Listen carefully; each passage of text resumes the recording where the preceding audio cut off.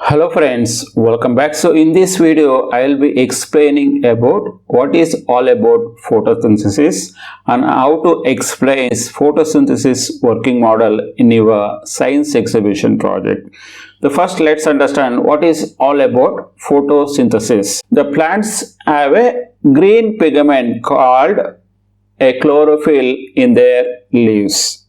The chlorophyll absorbs the sunlight, which provides the energy for the photosynthesis. The plants takes in carbon dioxide through the teeny opening in its leaves called stomata and water through its roots. They are combined in the presence of sunlight to produce a glucose and a oxygen. Now, in order to implement this concept, the photosynthesis concepts, what we can do is we can use the real plant itself, or we can build a paper model to represent the plant. And the next one is we should implement a sunlight. So if you can see, right, we have used the LED light to simulate the sunlight.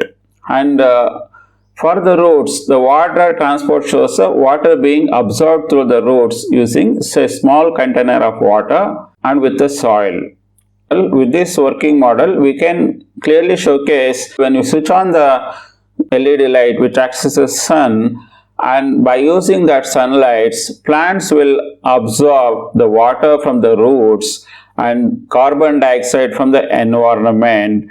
And by using this carbon dioxide and absorption of water, then it is going to generate a glucose and oxygen. So this is going to demonstrate completely the overall photosynthesis processes. So this is how you should explain in your science exhibition projects as well.